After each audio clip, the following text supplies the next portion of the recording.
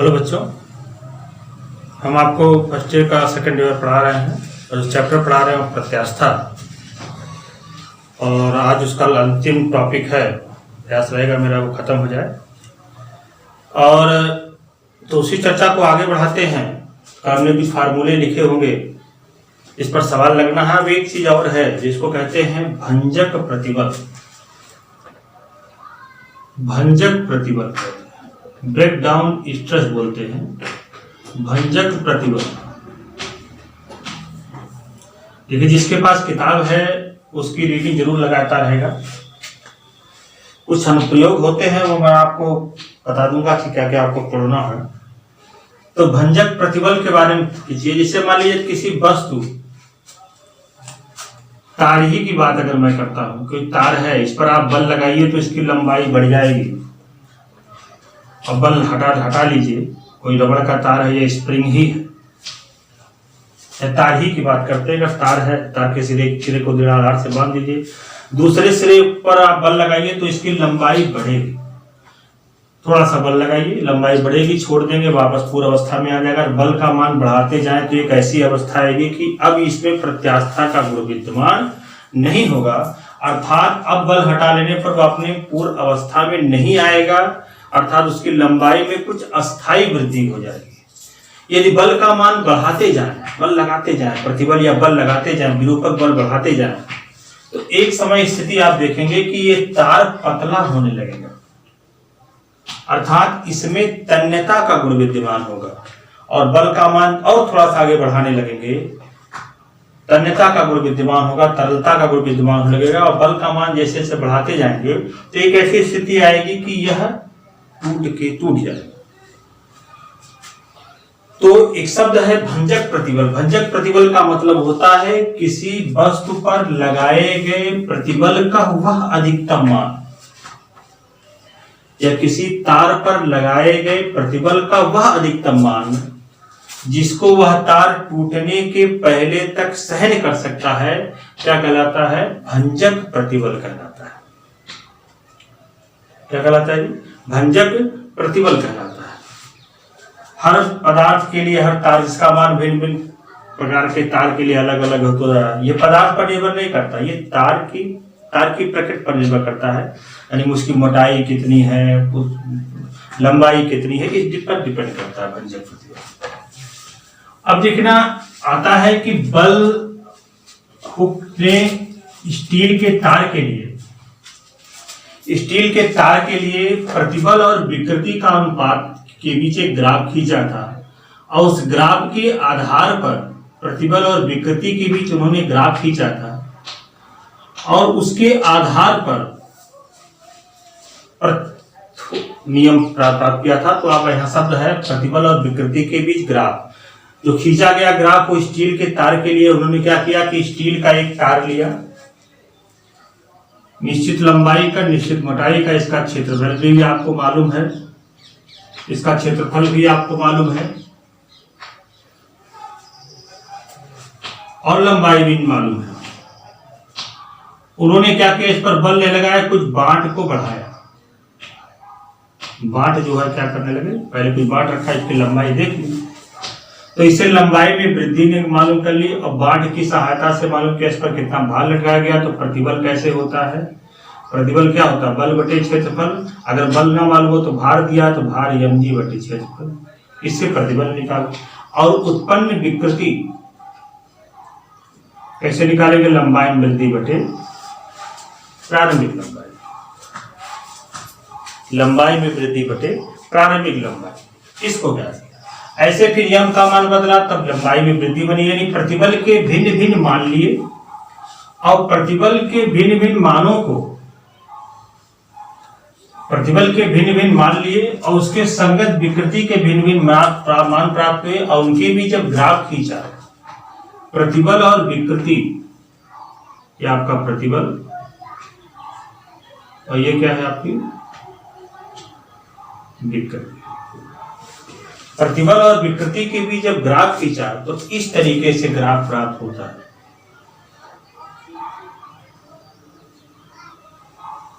इस तरीके से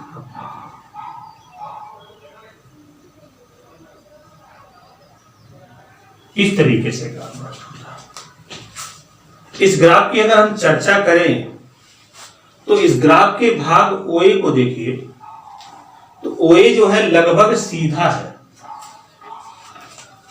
OA जो है लगभग सीधा है, OA जो है आपका लगभग सीधा है। अर्थात इस स्थिति में आप प्रतिबल लगाएंगे तो विकृति में समान परिवर्तन होगा। अर्थात इस स्थिति में प्रतिबल OA भाग की बात करते हैं तो प्रतिबल जो होगा वो विकृति के क्या होगा, अनुक्रमानुपाती होगा। अर्थात हुक के नियम का पूर्णतया पालन करता है। A पर प्रतिबल के मान को अनुपातिक मान बोलते हैं। OA देखिए आपको सीधा दिखाई पड़ेगा, A के बाद थोड़ा सा तिरछा होगा। अगर हम प्रतिबल का मान और बढ़ा दें, देखिए कर्व होने लगा है।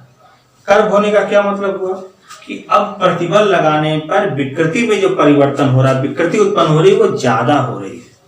यानी प्रतिबल अब विकृति के अनुपात के अनुक्रमानुपाती नहीं है और यह क्रिया बिंदु B तक चलती है। यह क्रिया जो होती है बिंदु B तक चलती है। इसके बाद अगर आप प्रतिबल का मान बढ़ाते हैं तो लंबाई में अत्यधिक वृद्धि होने लगती है और यह क्रिया कहां तक जाती है, बिंदु C तक जाती है।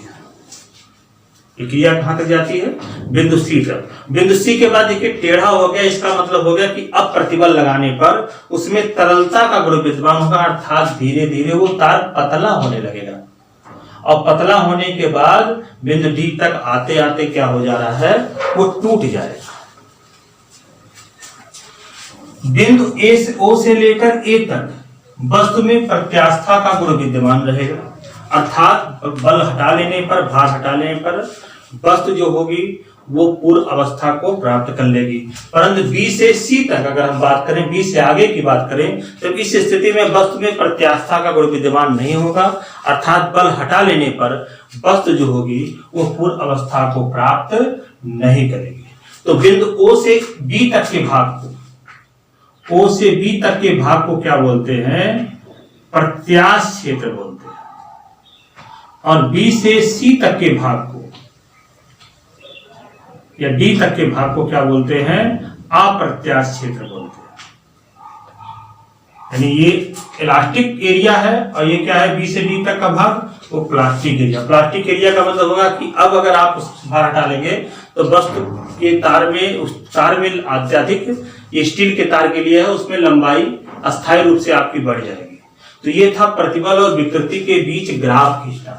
कभी कभी पूछ लेता है कि बल और लंबाई में वृद्धि के बीच ग्राफ खींचिए, बल और लंबाई में वृद्धि के बीच ग्राफ खींचिए, इनके बीच ग्राफ खींचिए, तभी यही ग्राफ होगा। चाहे बल और लंबाई में वृद्धि कहे या प्रतिबल और विकृति के बीच ग्राफ खींचिए। स्टील के तार के लिए है, औरों के लिए लिखा आपके सिलेबस में स्टील के तार के लिए दिया गया है, तो स्टील के तार के लिए। अब बिंदु D तक आते आते देखिए टूट जाएगा। अर्थात बिंदु D तक वह उस मान को सहन कर सकता है, बिंदु D तक उस मान को क्या कर सकता है, सहन कर सकता है। तो बिंदु D पर प्रतिबल के मान को क्या कहते हैं, भंजक प्रतिबल।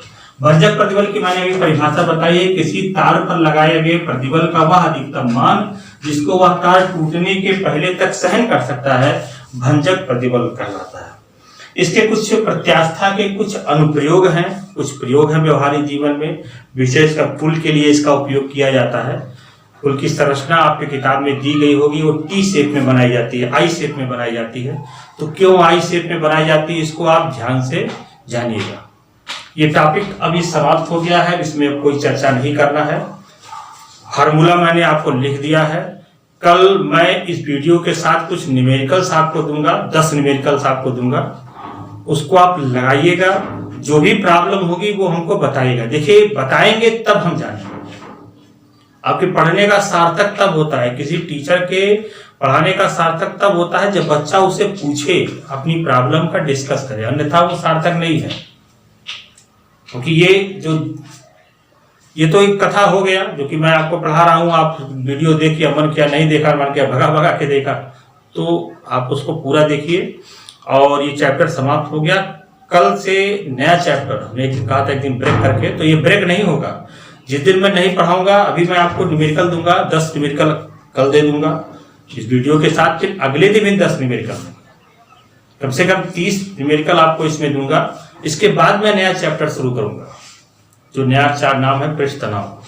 तो इसको ध्यान से सुन के पढ़िए, स्वस्थ रहिए, घर में रहिए, कहीं बाहर जाने की जरूरत नहीं है, क्योंकि विद्यालय आपके लिए पूरा प्रयास कर रहा है कि आप घर में रह के पढ़ाई करिए। जब तक कोई अग्रिम आदेश तक आप घर पे रहिए। धन्यवाद।